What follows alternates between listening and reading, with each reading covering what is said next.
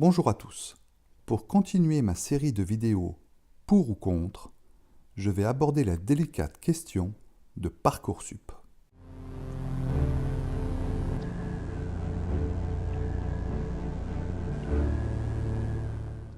Parcoursup, c'est le système de formulation et de classement des vœux des candidats à l'enseignement supérieur.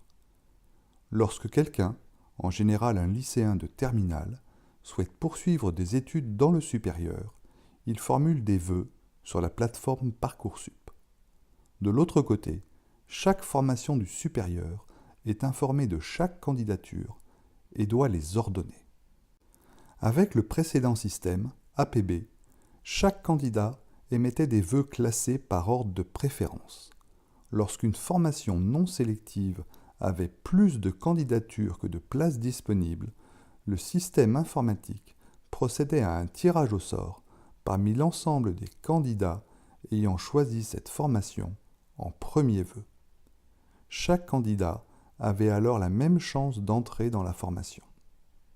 Avec Parcoursup, chaque candidat fait des vœux non hiérarchisés, un maximum de 10, et chaque formation doit classer les candidatures sans connaître la priorité des candidats.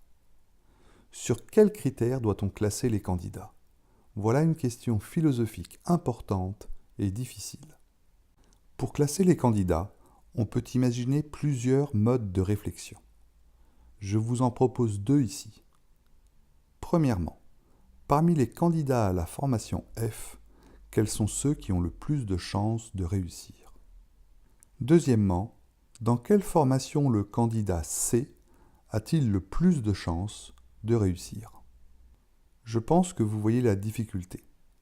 Sous le postulat 1, si chaque formation classe les candidatures dans l'ordre des probabilités de réussite, en supposant qu'elle soit capable d'estimer ces probabilités et qu'elle ait défini ce qu'elle entend par réussite, il est très probable que les bons élèves soient bien classés dans l'ensemble de leurs vœux et que les élèves moins bons soient mal classés dans tous leurs vœux.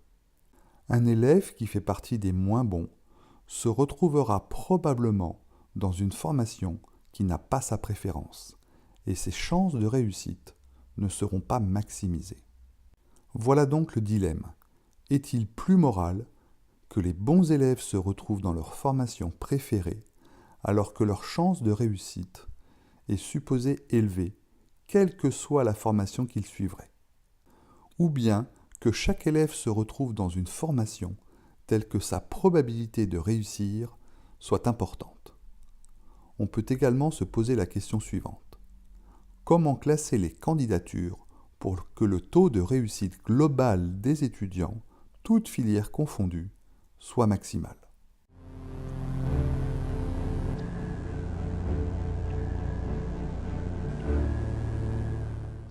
Ce qui est sûr, c'est qu'avec le tirage au sort à l'époque d'APB, chacun avait les mêmes chances de rentrer dans sa formation préférée, indépendamment de ses chances de réussir. Mais il fallait que les vœux soient hiérarchisés et donc que chaque candidat pèse les risques de mettre en premier vœu une formation très demandée. Voilà, avec la difficulté de notre société à permettre à chacun de suivre les études qu'il souhaite, APB et maintenant Parcoursup pose des questions philosophiques et morales complexes dont les enjeux sont importants. Pour 2019, les candidatures sont closes depuis le 4 avril et les commissions d'examen des vœux travaillent.